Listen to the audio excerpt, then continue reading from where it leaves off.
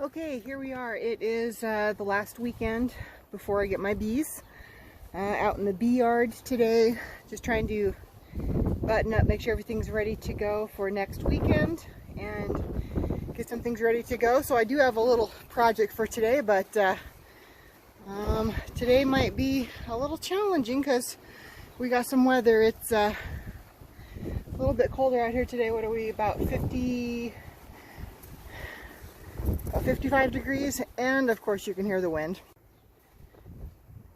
So it's going to be a little bit of a challenging day today with working in the wind, but here's my plan for today. So I want to get these in the ground before I get my bees, because I don't want to be digging around the bee yard when I've got brand new bees in there, bugging them, disturbing them, peeving them off. So unfortunately I think I went a little bit overboard. So the clematis that I've got here, my plan is, and I don't know if I'm going to be able to do it now with the gravel in and the ground fabric down, but I thought maybe putting them here so that way they will kind of grow up and around in a very pretty little thing. You know, and if nothing else, I might just have to, I don't know that I can really move this irrigation pipe, so I might have to put them to the front side of this pipe. Yeah, this unfortunately goes all the way down, like the length of our property here, down our tree line. This gives us irrigation for all of our yard, so I can't really move that. I might put something over on this side. Probably will put something around this little area too. Maybe the peonies. Although I am hesitant about putting anything that attracts ants to open them next to a beehive, because I don't want to have an ant infestation around where there's going to be honey. So I'm strategically trying to figure out where those are going to go. They will go somewhere over here, but maybe not super close to the hives. And then I moved these little pots over here. So these had lavender in them, and I just don't think they overwintered well. I don't see any signs of growth coming out of them. This looks pretty well dead. I just don't think they overwintered very well. So I might have to pull those, and then maybe I will put some of these other little things. Like these are kind of cool. Those are neat. And yeah, so, but there's 8 of those. So I'm like, oh gosh, I think I overbought a little bit. So, and I've got this little pot here too. So that's kind of skirting or flanking my my entrance here. So yeah, I gotta play around a little bit today and see what I can come up with. And then once I get everything worked out and figured out, then I'll let you guys know. Okay, so change of plans. So after thinking about it, clematis are gonna, I'm gonna try them this year in the pot. If they don't come up next year, well, then I know I will have to dig them down past the ground fabric that I just put down, and try it again next year if they don't come this year. But I'm trying to do this so that way I don't have a whole crap ton of weeds growing through. So I've got 3 clematis in this pot here. Hopefully one that's gonna trail this way, one that, I don't know, can split the difference, and this one's hopefully gonna go up this way. Same thing here. Got some pretty decent little root stock that's already got a couple little vines trying to grow out of them. So again, this clematis is gonna go here, and then that one hopefully will take off there, and then the one that's closest to the edge of the pot, I don't know, hopefully it can kind of work its way over. So we'll have to see, but I'm trying to decide where I'm going to put these. I might put maybe 1 or 2 of those in the pot also. I don't know if it's going to overcrowd everybody, but yeah, getting there. Okay, well, here's kind of what I did. So of course I have dogs, and since I don't have bees, they're going to try to dig up whatever I got, because Here's one of the culprits right here. So, in this little spot, I've got, let's see if I can show you here. Sorry, it is windy and my nose is running here. So I have these in that spot. I have them both here and I have them here. These interesting little things, there weren't hardly any. I don't know if these are going to come up. The rootstock didn't look very good on these, so we'll see. But I've got those kind of toward the back here. So there were only 4 of those little plants. So, of course, I've got my fence down. I really don't know that that's going to keep my dogs out, but I'm doing what I can to try to protect the efforts that I'm putting into this until my plants start growing, and then I can move all that stuff temporarily. I also have a little gate there, but I've got my clematis. So I've got one of this species on each side that are going to be closest to the climbing for the my trellis here, and then the rest of these, which have just a little bit different variation, those are also in there. So I've got 6 plants total, and I've got basically three of each there. So I've got those planted. I still don't know what I'm going to do with my peonies.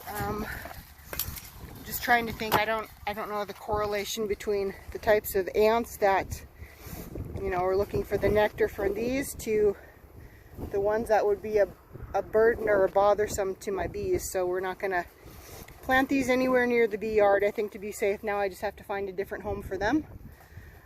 So, or I take them back. But I don't know, they're kind of pretty. I mean, I like peonies, so these are a different classification than what I currently have. So these might be fun. Anyway, in addition to that, we also have, I put the foam down. One of my beekeeper friends told me I should probably put some wood down instead of the cinder block, because the cinder block ends up basically coming up almost like an ice patch underneath your bees during the winter time.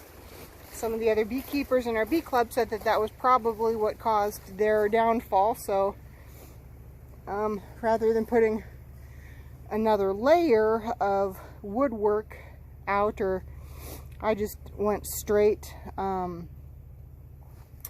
insulation. This stuff is, I don't know if you can see it here. It's on this side. Superior moisture resistant, strong, durable, easy to cut and handle. Yes, it is. So it is highly moisture resistant, so I don't really have to worry about having it directly on the, you know, there's nothing to worry about rot with on these. So this one I cut a little bit wider just because this is a 10 frame and the box itself is a little bit wider, so I just wanted a little bit more of a stable base, just because these don't sit quite as nicely on the cinder blocks. As you can see, it's a little wider than that, so it just gives me a little bit more of a strong base. This one over here, obviously you can see it falls within the parameters of a cinder block quite nicely, but these do not. So this is what I'm working with, and hopefully this will get the job done. I do have some itty bitty little baby pallets that, you know, if I do decide, or if somebody else says, you know, probably should put the wood down, then what I might do is I might just take out what I've got here, you know, cut it down the middle, rip it down or whatever. And then obviously these have little holes or little slats in them. You know, it's a pallet.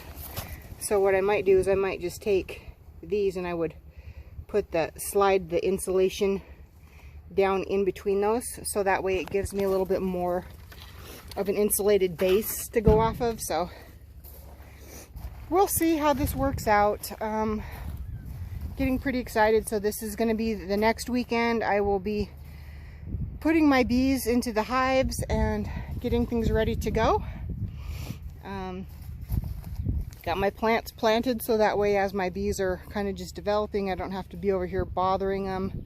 The guard bees don't have to be out here trying to sting me because I'm trying to plant plants near their hive. So hopefully my clematis will do well. I've already watered these in once. I did have, and I think in one of these plants you saw earlier, I had some lavender. I don't know if it was alive. When I went to go dig down to it, it had some, I don't even know, they're not really tubers. They're kind of like, they almost look like a little squid. They have like these little like almost tentacle looking things that aren't really roots. I don't know what those are. So I dug those up and I did kind of try to plant them like along the fence line. So if they survive, cool, I'll have some lavender on the outside of my fence. If they don't, oh well, I just, you know, spent a little time just digging some holes and planting some plants, and we'll see what happens with them. So eventually I may add some more plants. I think maybe, I don't know that I'm going to get to it this season. I think what I'd like to see here is I would like to kind of corner this off in this little triangle here that I've got. If these plants survive, I'd like to kind of come in with some ground fabric just to keep the actual grass down, so it's, one, not pulling as much nutrients from the soil from the plants that I did, but also I don't have to worry as much about some of the weeds coming through.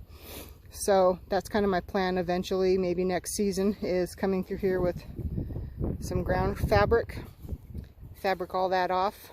Like I said, if they survive, cool, I'll do that. If not, then next year that will be the plan of attack before the bees get too active, and I have to unwrap them. So I did go out and I did plant along my fence line here. I did plant some wildflower. I did that all along the back side of the bees windbreak here, and then I did it all along my fence line that runs all the way down my, basically all the end to the property line there. So I just hopefully will have a little bit extra, just some extra pollen, some extra nectar, some extra sustenance for the bees as they're getting started. So I know that's going to take a while to come up, but trying to do everything I can to get these guys prepared as much as possible before next winter. So there's another culprit. I just know that one of these guys is gonna dig that up, so we'll see. But anyway, all right, well, that's it for me. So hope everybody has a great day, and we'll see you later.